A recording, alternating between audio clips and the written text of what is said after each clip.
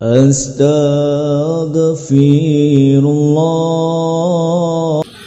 Bismillahirrahmanirrahim. Assalamualaikum warahmatullahi wabarakatuh.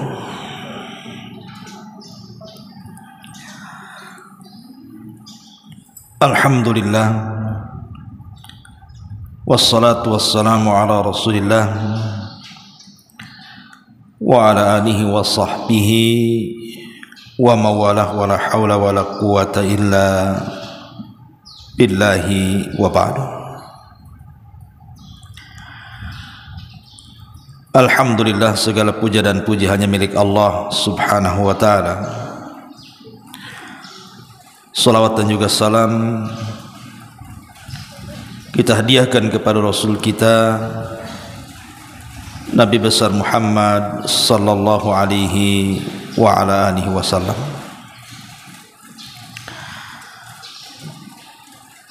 Alhamdulillah, di pagi menjelang siang ini kita bisa duduk untuk bertolabul ilmi.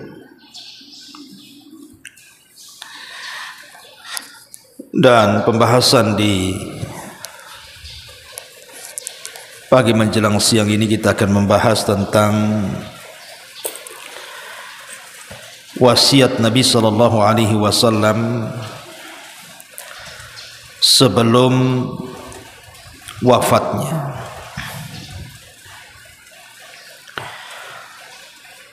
Tentu wasiat yang dikemukakan sebelum wafat ini bukan wasiat biasa. Karena pasti Nabi sallallahu alaihi wasallam akan memilih tema-tema penting. Karena setelah itu Nabi sallallahu alaihi wasallam tidak mungkin kembali kepada umatnya. Makanya wasiat ini wasiat yang penting kita simak. Kalau seandainya orang tua kita saja berwasiat sebelum wafatnya,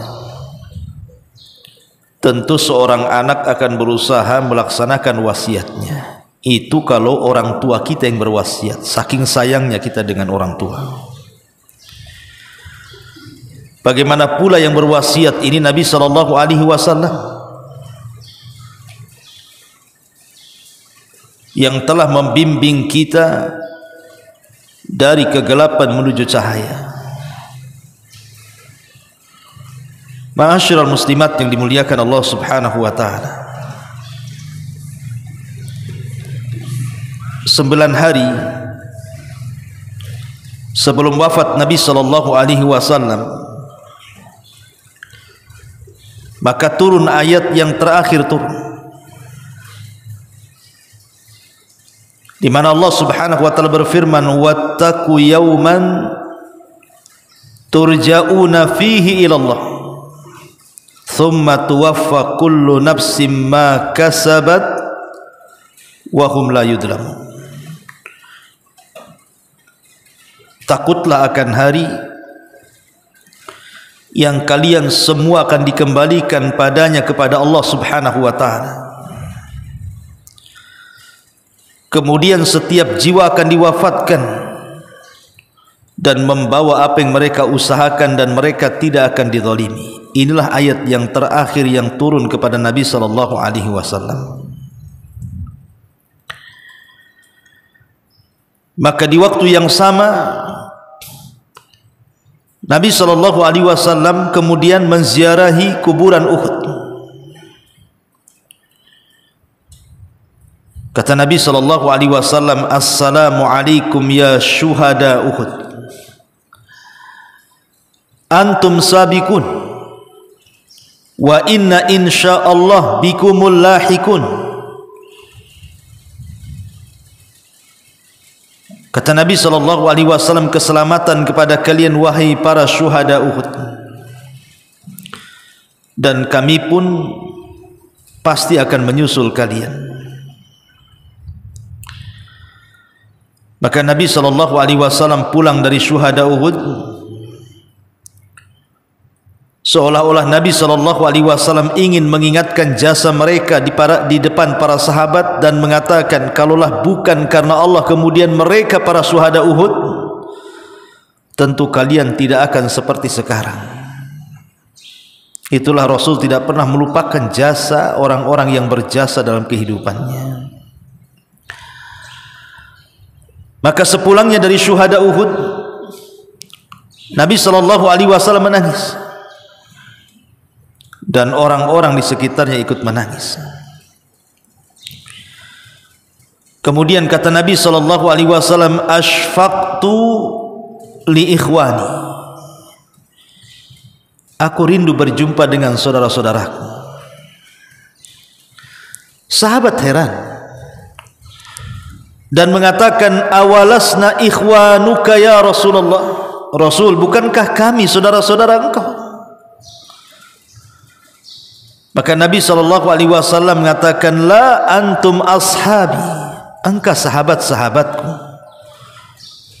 Tapi yang dimaksud teman-temanku, yang aku rindu berjumpa dengan mereka adalah sebuah kaum yang tidak pernah melihat aku tetapi dia beriman kepadaku. Itulah kita. Tidak pernah melihat Rasul tapi dirindukan Nabi SAW. Akhirnya kemudian Nabi SAW pun setelah sampai bahkan 3 hari sebelum wafat Nabi SAW, Nabi merasakan sakit luar biasa. Ada yang mengatakan bahwa Nabi SAW merasakan racun yang pernah dimakannya ketika perang Khaybar. Ketika ada seorang Yahudi namanya Zainab bintul Harith meletakkan racun di makanan Rasul dan sempat tertelan Nabi. Itulah yang menyebabkan Nabi SAW terasa sakit dari bekas racun itu.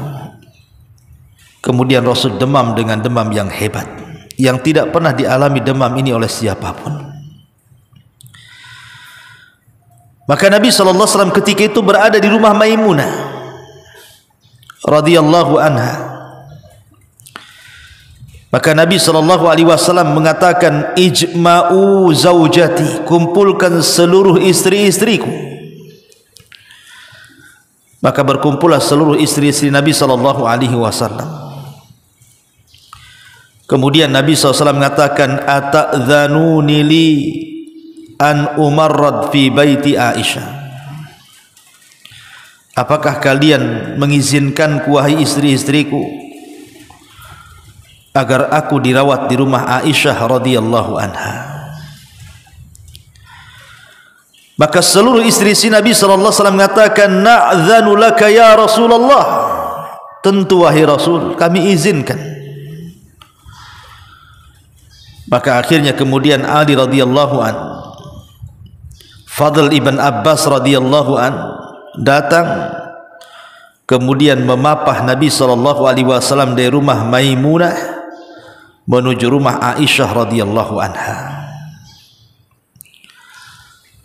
Ketika Nabi SAW dipapah oleh Ali dan Fadl dari kamar Maimunah menuju kamar Aisyah radhiyallahu anha, para sahabat Nabi SAW melihat kondisi Rasul. Dalam sekejap saja menyebarlah berita tentang sakit parahnya Nabi SAW. Akhirnya kemudian datanglah para sahabat dari mana-mana, ingin melihat kondisi Nabi SAW ini 3 hari sebelum wafatnya nih. Akhirnya seluruh para sahabat numplak di Masjid Nabawi. Mereka ingin melihat kondisi Nabi SAW. Ketika Nabi SAW berada di rumah Aisyah radhiyallahu anha, mulailah kemudian hiruk pikuk para sahabat yang bising dari dalam masjid. Masuk pula suara-suara itu ke kamar Aisyah radhiyallahu anha. Kemudian Nabi SAW bertanya kepada Aisyah, suara apa ini? Maka Aisyah radhiyallahu anha mengatakan, itu suara sahabat-sahabat yang merindukan dirimu wahai Rasul. Seolah-olah mereka khawatir dengan kondisimu. Ketika itu Nabi SAW mengatakan kepada Ali dan Fadl, papa aku ingin bicara dengan sahabat-sahabatku. Maka Nabi SAW pun dipapah oleh Ali dan Fadl, kemudian naik ke atas mimbar. Karena Rasul tidak sanggup berdiri karena lemahnya badan dan fisik beliau hanya bisa duduk sambil berceramah. Dan itu akhir dari khutbah Rasul, akhir dari wasiat-wasiat Nabi SAW. Maka Nabi SAW mengatakan, ayyuhan nas ka'annakum takhafuna alayya, wahai manusia, seolah-olah kalian mengkhawatirkan aku ya. Faqalu na'am ya Rasulullah. Sahabat mengatakan, tentu wahai Rasul, kami semua mengkhawatirkan engkau. Maka Nabi SAW mengatakan, ayyuhan nas mau'idukum ma'i laysa dunya, mau'idukum ma'i indal hawdi, wallahi laka'anni anzur ilaihi min maqami hadha. Kata Nabi SAW, kenapa kalian harus khawatir dengan kondisiku? Bukankah pertemuan kita bukan di dunia, kata Rasul. Ingat, pertemuan kita bukan di dunia. Pertemuan kita kelak di telagaku di akhirat. Dan aku sudah melihat dari tempatku ini, tempat pertemuan kita di telagaku.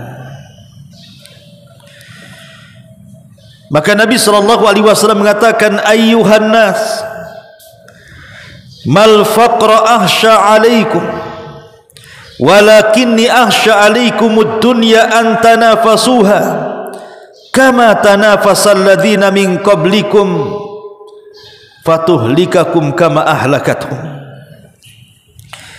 Mulailah Nabi SAW memberikan wasiatnya dan mengatakan, wahai manusia, kefakiran bukan yang aku khawatirkan menimpa kalian,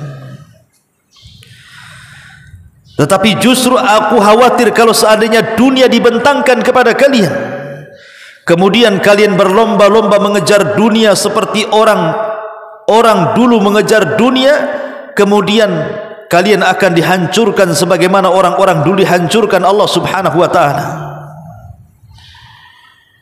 Kemudian Nabi SAW mengatakan, ayyuhan nas Allah fis salah, Allah fis salah wa ma malakat aymanukum.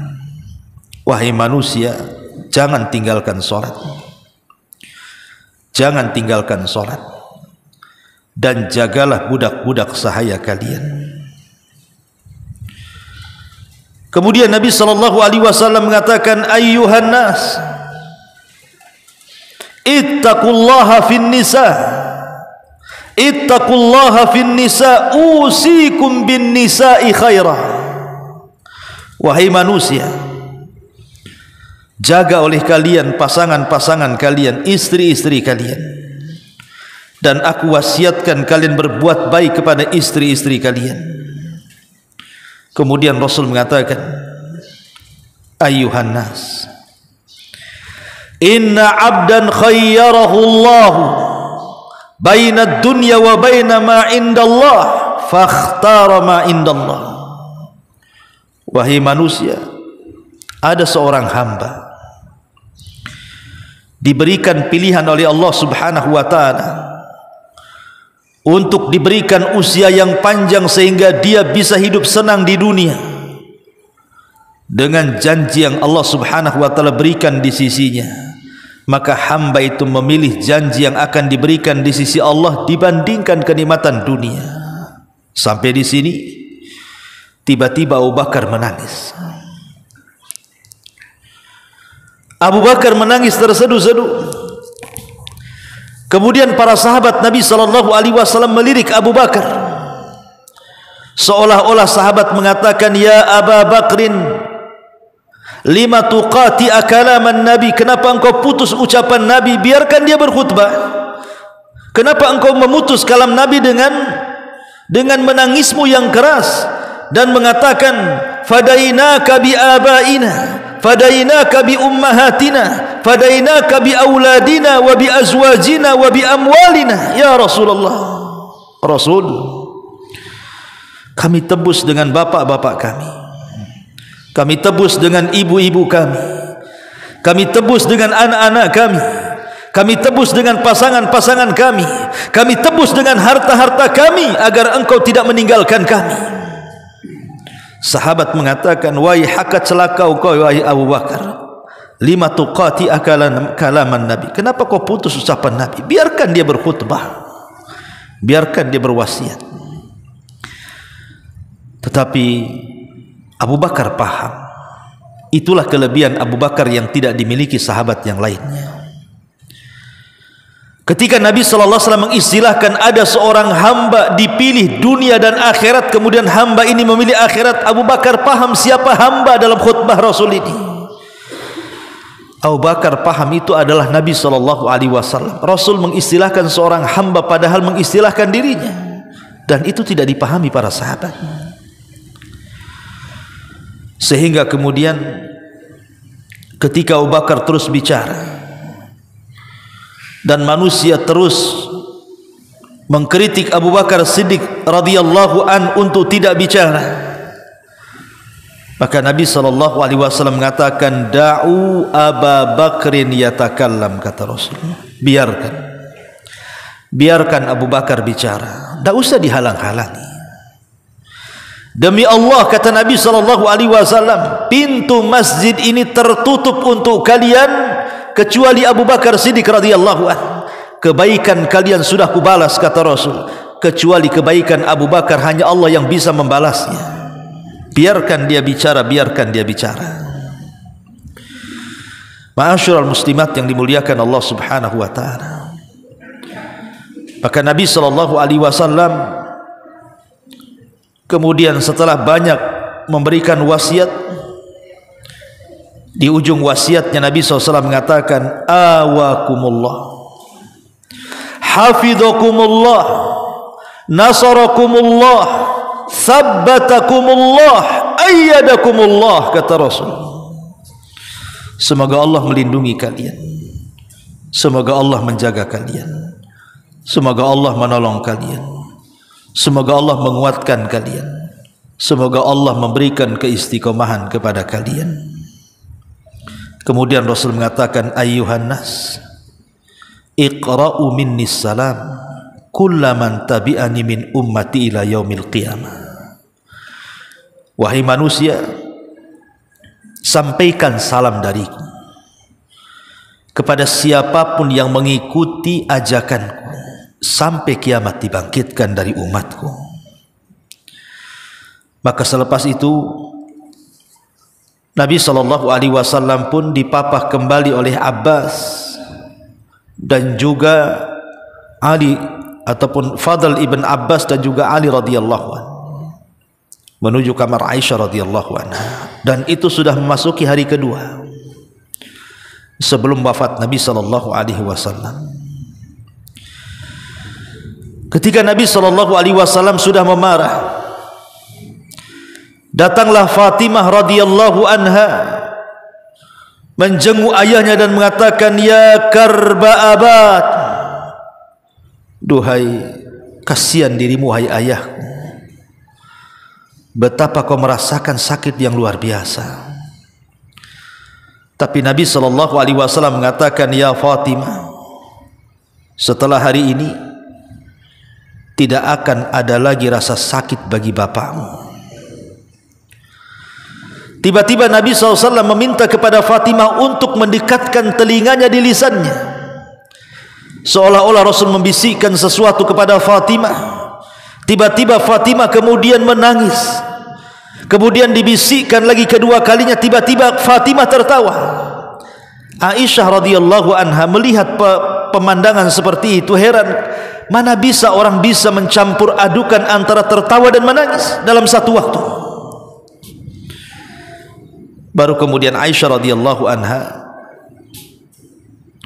setelah wafatnya Nabi SAW bertanya kepada Fatimah, "Ya Fatimah, apa yang dibisikkan Nabi saat menjelang wafatnya Rasul kepadamu? Aku lihat dalam bisikan pertama kau menangis, dalam bisikan kedua kau tertawa pula."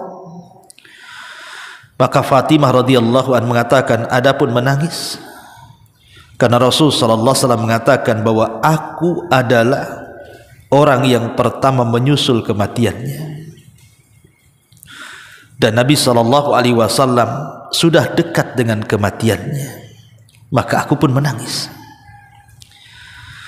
Adapun kenapa aku tersenyum dan tertawa, karena Nabi SAW membisikkan di telingaku bahwa engkau akan menjadi pemimpin para wanita di sorga, anti sayyidatin nisa'i fil jannah. Engkau akan menjadi pemimpin para wanita di sorga, wahai Fatimah." Kemudian setelah Fatimah masuk, datang Usamah ibn Zaid gantian masuk. Usamah ibn Zaid adalah anak daripada anak angkat Nabi SAW, Zaid ibn Harithah, dan itu anak angkat yang sangat dicintai Nabi SAW. Artinya Usamah adalah cucu angkat Nabi SAW. Entah apa yang dibisikkan Rasul kepada Usamah ini, seolah-olah Rasul mendoakan Usamah. Setelah Usamah kemudian keluar, masuk Abdurrahman ibn Abi Bakar. Kebetulan di tangan Abdurrahman itu ada siwak. Tiba-tiba pandangan Nabi SAW tertuju dengan siwak. Rasul tidak bisa bicara karena tidak sanggup bicara, tapi Aisyah paham Rasul ingin bersiwak. Maka Aisyah radhiyallahu anha mengatakan kepada Abdurrahman, "Berikan siwak, wahai Abdurrahman."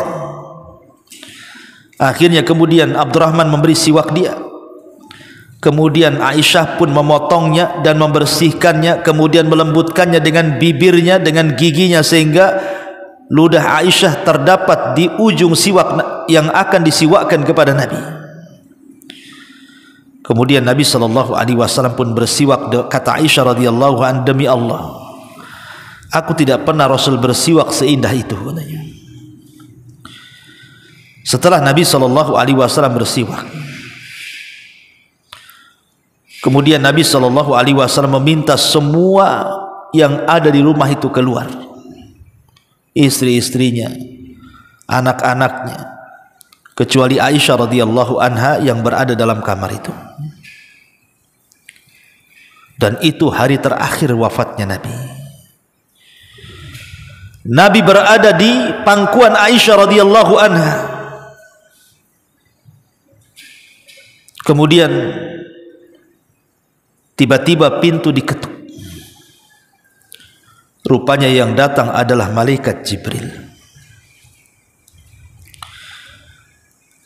Kemudian tiba-tiba Jibril alaihi salam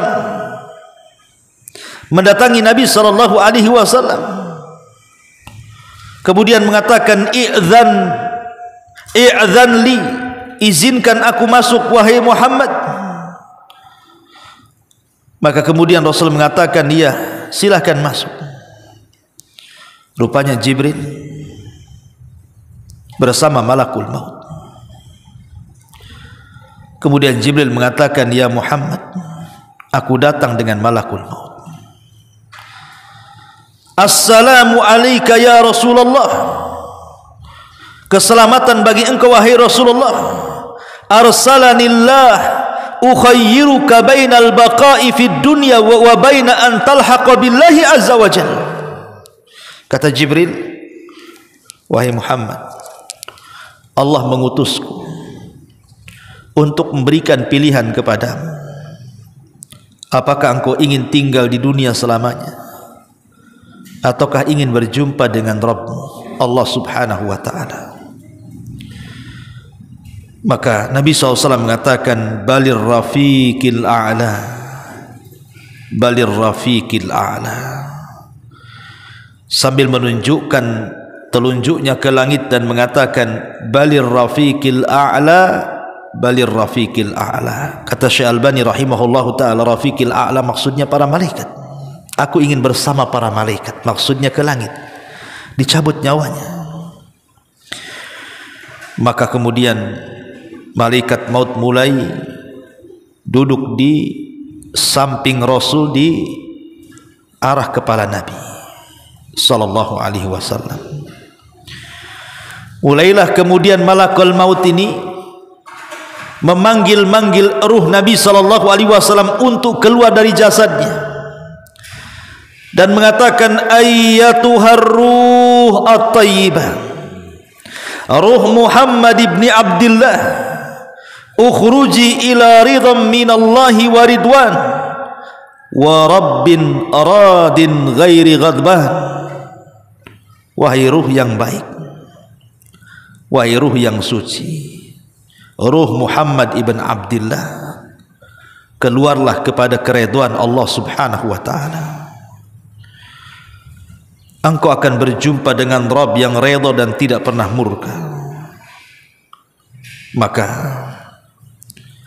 ketika itu Nabi SAW berada di pangkuan Aisyah radhiyallahu anha. Tiba-tiba ruh Rasul SAW mulai dicabut malakul maut. Kemudian pelan-pelan ruh itu keluar dari jasadnya. Tiba-tiba jatuhlah tangan Nabi SAW lunglai karena sudah tidak ada ruh di badannya. Dan Rasul pun sudah tidak bergerak lagi, alias meninggal dunia menghadap Allah subhanahu wa ta'ala. Ketika itu Aisyah radhiyallahu anha melihat kondisi Nabi SAW sudah tidak bisa bergerak, digoyang-goyang, dipanggil-panggil, sudah ada tidak ada respon lagi. Dari situ Aisyah tahu bahwa Nabi SAW sudah meninggal dunia. Maka Aisyah radhiyallahu anha dengan berat suara, dengan sedih hati, tidak sanggup untuk menghadapi kenyataan. Dia hanya bisa berdiri untuk meraih pintu yang menyambungkan kamar dia ke Masjid Nabawi yang sudah berkumpul banyak para sahabat Rasul di situ. Mereka tidak tahu apa yang terjadi. Tiba-tiba Aisyah radhiyallahu anha mengatakan, mata Rasulullah, mata Rasulullah, mata Rasulullah, mata Rasulullah. Rasulullah sallallahu alaihi wasallam sudah meninggal dunia. Rasulullah sallallahu alaihi wasallam sudah meninggal dunia. Ketika mendengar informasi dari Aisyah radhiyallahu anha, seolah-olah petir datang di siang hari menghantam gendang-gendang telinga para sahabat. Percaya atau tidak percaya,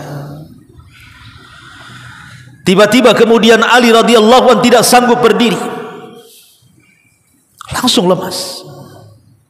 Utsman ibn Affan seperti anak-anak menengok ke kanan dan ke kiri.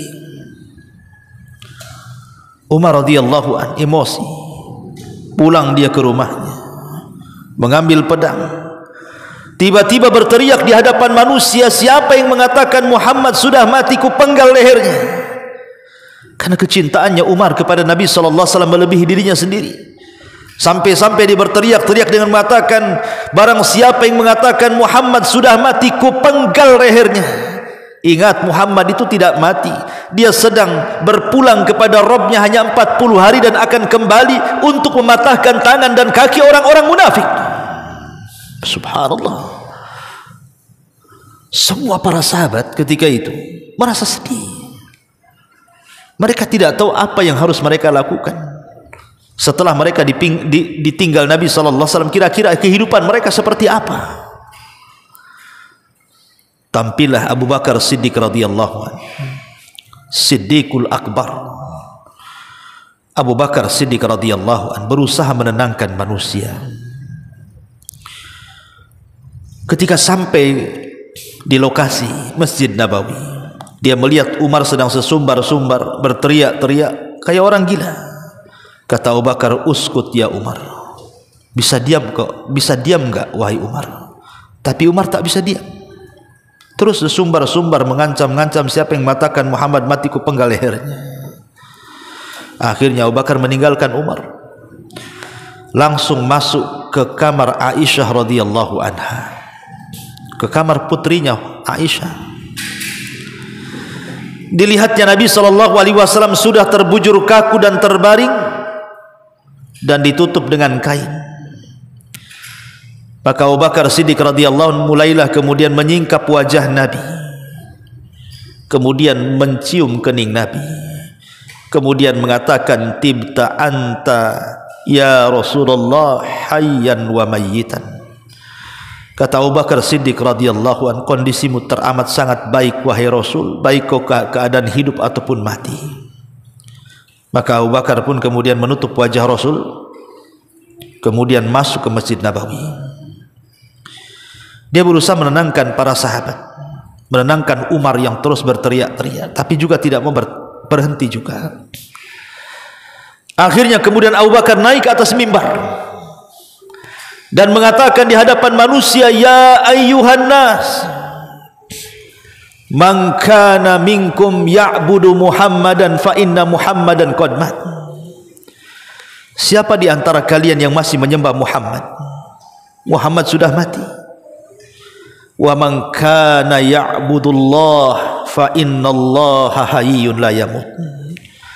Tapi siapa di antara kalian yang menyembah Allah, Allah zat yang tidak akan pernah mati dan akan tetap hidup selamanya. Kemudian Abu Bakar membacakan ayat wa ma Muhammadun illa rasulun qad khalat min qablihi rusul afa imma ta'au qutilan qalabtum ala aqabikum wa man yanqalib ala akibaihi falan yadurrallaha syai'a wa sayajzillahu syakirin. Tidaklah Muhammad itu melainkan Rasul, sama dengan Rasul-Rasul sebelumnya.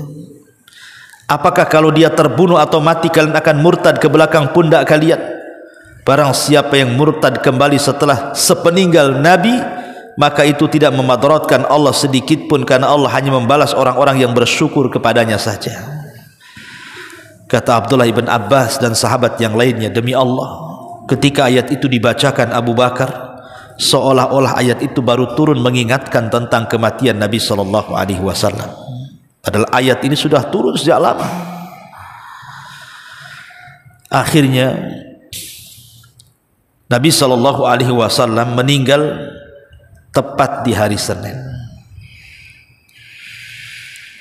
Itulah hari meninggalnya Nabi SAW, hari Senin di waktu duha,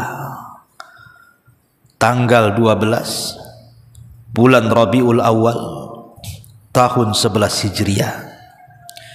Nabi SAW meninggal di hari Senin waktu duha, dan sahabat terus menyolatkan Nabi SAW sampai 3 hari. Jasad Nabi SAW belum dikubur. Baru setelah hari Rabunya Nabi SAW dikebumikan persis di kamar Aisyah Ummul Mukminin radhiyallahu anha.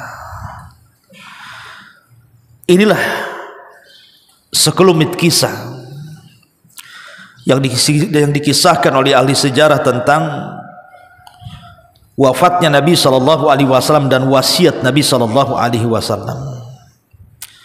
Sebenarnya banyak wasiat yang diwasiatkan Nabi SAW sebelum wafatnya. Di antaranya yang pertama, tadi saya sudah katakan,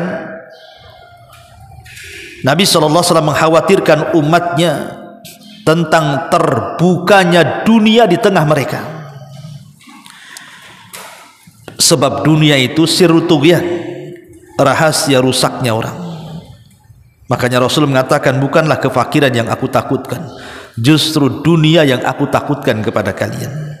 Rasul mewanti-wanti soal bahaya dunia. Ini yang pertama. Yang kedua, Nabi SAW mengingatkan persoalan solat. Kata Rasul, as-salatu salat wa ma malakat aymanukum, jaga oleh kalian salat, jaga oleh kalian salat dan hamba-hamba sahaya kalian. Jangan pernah meninggalkan salat. Terutama ibu-ibu, jangan meremehkan salat. Kalau sudah ada tanda-tanda nih mau dekat-dekat keluar haid, jangan mengakhir-akhirkan waktu salat. Kan ibu tahu kebiasaan haid kan, entah di akhir bulan, nih bentar lagi mau tanggal-tanggal gini mau keluar haid nampaknya nih. Kalau sudah tahu bu tanda-tanda akan keluar haid, jangan mengakhir-akhirkan salat. Karena dikhawatirkan ketika kemudian ibu mengakhir-akhirkan salat, kemudian mau salat tiba-tiba haid, ibu sengaja meninggalkan salat namanya. Maka jaga salat. Karena salat itulah yang membedakan kita dengan orang kafir. Selama kita salat, kita mukmin. Ketika kita meninggalkan salat, bisa terancam dengan kekafiran. Karena tidak ada amalan yang ditinggalkan sampai kepada tingkat kekufuran di mata para sahabat selain daripada salat. Kemudian yang ketiga, Nabi SAW mengingatkan soal Al-Quran dan Sunnah. Kata Nabi SAW, taraktu fikum amraini lan tadillu ma tamassaktum bihima kitaballah wa sunnati. Aku wasiatkan kepada kalian dengan dua perkara yang kalau kalian berpegang dengan keduanya tidak akan sesat selamanya. Al-Quran dan sunnah Nabi SAW. Karena keduanya adalah pelita umat yang bisa menyelamatkan kita di dunia dan akhirat. Kemudian yang keempat, Nabi SAW mengingatkan soal bahaya kesyirikan dengan melaknat orang-orang Yahudi dan Nasrani yang menjadikan kuburan-kuburan para nabi mereka dijadikan tempat ibadah. Kata Nabi SAW, laknatullah alal yahudi wan nasara alladzina ittakhadhu qubur anbiya'ihim masajid. Laknat Allah kepada orang-orang Yahudi dan Nasrani yang telah mengambil kuburan-kuburan nabi mereka jadikan tempat sujud. Rasul ingatkan soal kesyirikan. Jangan sampai kita meminta-minta kepada selain Allah, meminta-minta kepada kuburan, walaupun itu kuburan soleh, kuburan orang soleh. Kita tidak boleh meminta-minta kepada kuburan.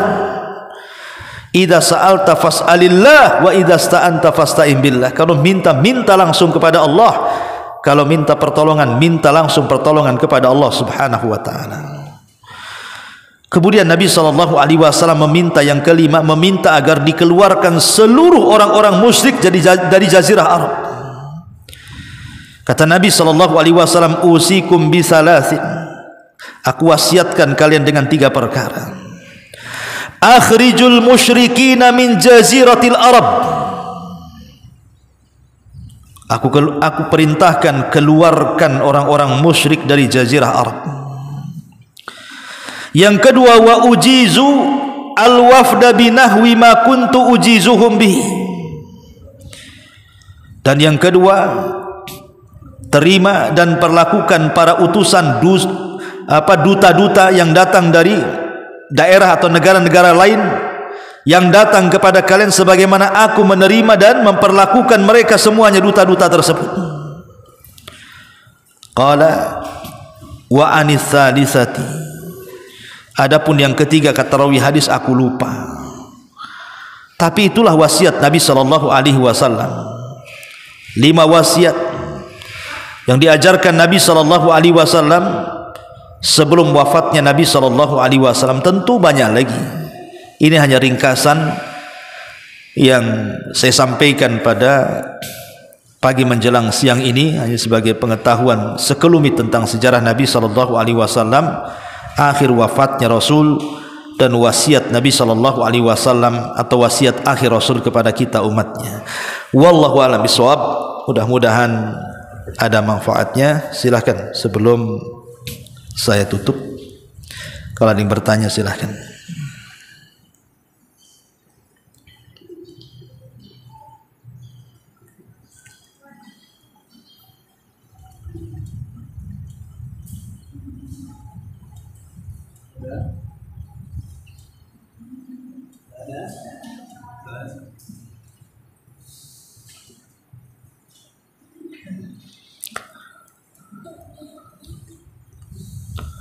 Taib, kalau nggak ada kita tutup. Subhanaka wa bihamdika asyhadu an la ilaha illa anta astaghfiruka wa atubu ilaik. Allahu taala alam. Assalamualaikum warahmatullahi wabarakatuh.